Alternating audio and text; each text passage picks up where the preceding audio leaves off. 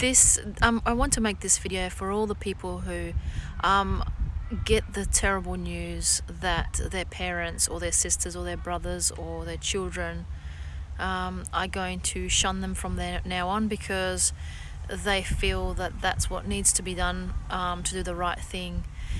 I just want to let you know the things that will help you cope with this massive shock. So I was disfellowshipped 23 years ago now, 22 years ago. I was disfellowshipped 22 years ago, and my mum, once she worked out that I wasn't going back, she asked me to leave the house, and she basically told me, as the years went by even more so, that she wasn't allowed to deal with me or to speak to me because she would be breaking Jehovah's laws. So when you first find out that you will be shunned by one of your family members, the instant reaction is that you feel that they no longer love you. So I think you really need to understand that is the furthest from the truth. I'm going to explain why, because a lot of people would disagree with me. So I remember when I was a Jehovah's Witness and I was brought up in it, and everything that we did revolved around Jehovah and pleasing Jehovah. Yes, there was the threat of losing everlasting life if we didn't follow the rules, but basically everything was, we were conditioned to truly always react and feel as whether something we were doing would displease Jehovah. That was the number one thing. So I remember that I did things such as shunning a disfellowship person because I felt that that was the right thing that I had to do for Jehovah. No other thoughts came into it. So basically that helps me to reason that when my mum is shunning me, she hasn't stopped loving me. I know she hasn't stopped loving me because on the few occasions I've seen her, she cries, she gives me the biggest hugs. I know, and she begs for me to come back. So I know that her love has not gone. So what it is, and the way I've reasoned and understood over the many years, is that she has been coerced that in order to follow Jehovah and what he wants, she has to shun me. Now you're going to say, but she should choose her daughter's love over Jehovah. I think if you say that, you forget at how coerced we were, at how Jehovah was so omnipotent and how important he was and how he came first. And I hate to give analogies because analogies, I think, are just what Watchtower does all the time. But I will use an analogy, and I think sometimes they're offensive because they're so simplistic. And that's why Jehovah's Watchtower organization uses them, because it really reduces things to simple stories. But I will use an analogy that my mum would use in this situation. Imagine there's a house burning and my mum and I are in it, and my mum would definitely try to save me. I know that. And she would argue that that's what she's tried with me. And the analogy would be that I am in the burning house and I've refused her help and I've insisted on staying in the house. And so at some point her fear, so this is where I think the Jehovah's Witnesses use fear really well. Her fear of losing her life or her fear of displeasing Jehovah overpowers her love for me. So the love for me is still there, but this massive manipulation of how they've been trained and coerced and how they've been conditioned over time to truly view Jehovah as something so much bigger than everything.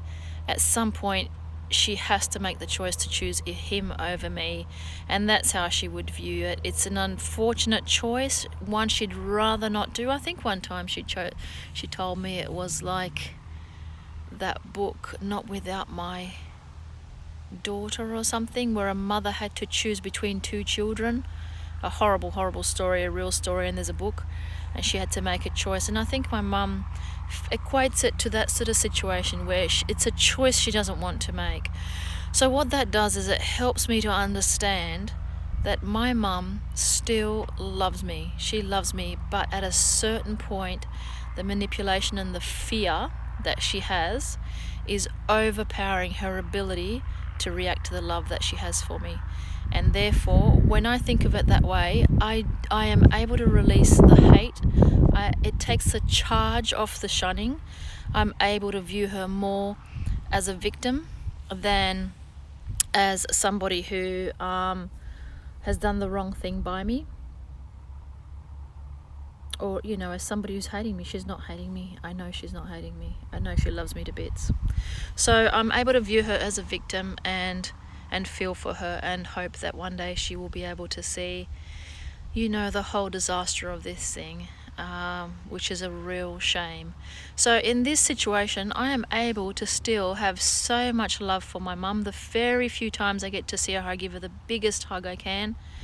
And they're precious moments, they're few, but she is just a lovely lady who is in a terrible place mentally, and she's tortured. She is tortured. I know that she would be crying and sad and wishing, but again, that fear, that incredible manipulative fear that she has of displeasing Jehovah, overrides her ability to catch up with me. I did this video at the Camden Airport in New South Wales. This place is really significant for me. This is the place that I came to when I was disfellowshipped. I was extremely alone, and it's an absolutely gorgeous place. I'm just going to pan. So it's got this cute little road that comes in. There's some hangars there. There's a control tower somewhere here soon. Hang on, I'm trying to find it. And there's some more hangars there, some aeroplanes in caravan type things. And we haven't seen a plane come or land because it's Saturday afternoon and I think they're pretty much finished off.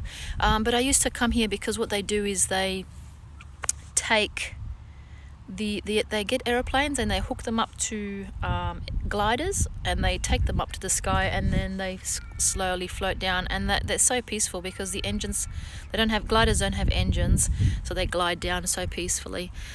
This place is where I came to a lot because I was so lonely. I was cast out of a community. I had nowhere to go. And even when I came here, I felt safe because there weren't too many worldly people. I could view them from a distance, so I would be safe. Because remember, I was still scared of worldly people.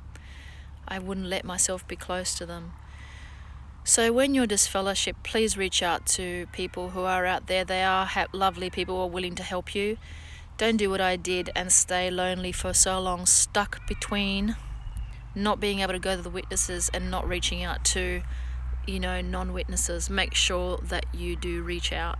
I hope this video is helpful. I hope it takes the charge of shunning, which is what I was designing to do, and I hope it helps you to have a little bit more peace in your life while managing such a difficult situation as being shunned. Thank you. Bye.